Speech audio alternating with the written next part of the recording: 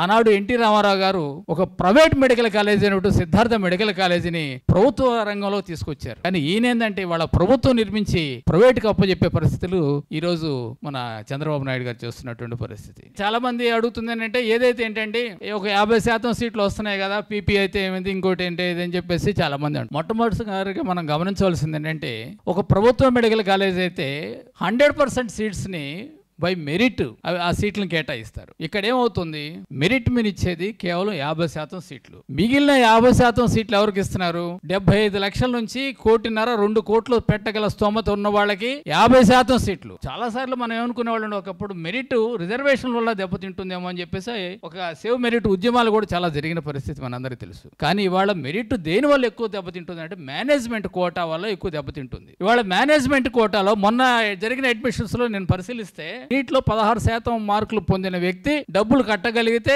అతనికి సీట్లు ఇచ్చారు. కానీ రిజర్వేషన్ లో రావాలంటే కనీసం 45% కావాలి.